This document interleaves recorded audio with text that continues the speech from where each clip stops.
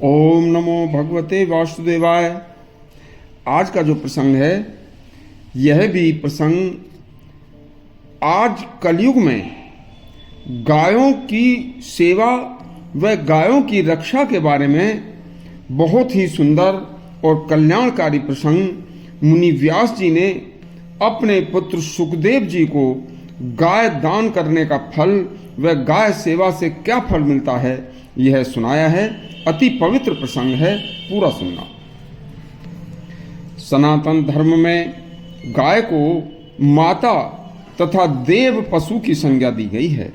यह प्रसंग व्यास जी ने अपने पुत्र सुखदेव को विस्तार से बताया था। व्यास जी ने कहा कि हे पुत्र सुखदेव, गाय का दान बड़ा ही कल्याणकारी दान है।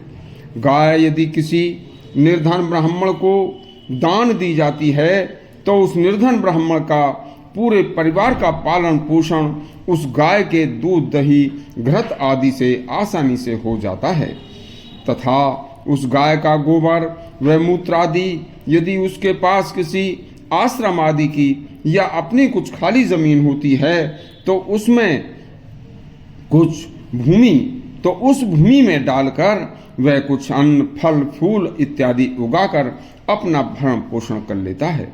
और यदि उसे अन्न ना भी मिले तो गाय को जंगल में चराकर केवल उसके दूध से बने दूध, दही, घृत आदि से ही अपना पेट पाल लेता है।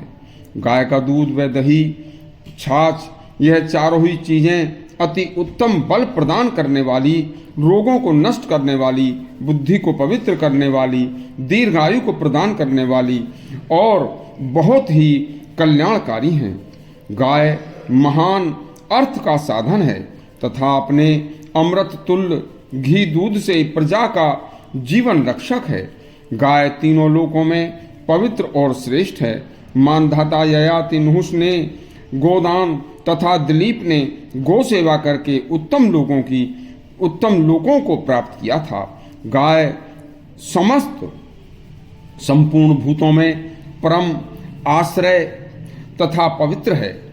गोदान की सभी शास्त्रों में प्रशंसा की गई है। यदि कोई सत्पुरुष मरते समय भी गोदान करता है तो उसे पूर्ण स्वरूप गोलोक धाम में स्थान प्राप्त होता है। जो व्यक्ति समर्पण भाव से गौ सेवा किसी भी तरह से करता है उसे गौ माता दुर्लभ वरदान देती है। जो व्यक्ति शास्त्रों के ज्ञाता, धर्मात्मा, विद्वान ब्राह्मण या निर्धन ब्राह्मण को दान करता है वह स्वर्ग का सुख भोगता है।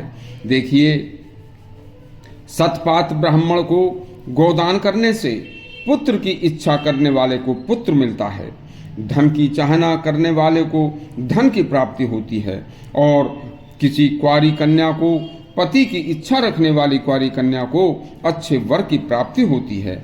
यह गाय दान से प्राप्त होता है। गाय यज्ञ का प्रधान अंग है। गाय के घृत से पवित्र हवन यज्ञ पूर्ण होते हैं। गाय की सेवा मात्र से मनुष्य की समस्त मनोकामनाएं पूर्ण हो जाती हैं। लेकिन हे सुखदेव, गौ माता के लिए तथा उसके वंश के लिए कलयुग बहुत ही भयंकर कष्टकारी होकर आ रहा है। उस इतने कष्टमय समय में गौ माता को अपने प्राणों को बचाना ही बड़ा मुश्किल हो जाएगा और जो उसके प्राणों की रक्षा करेगा यह बड़ा पुण्य कार्य होगा।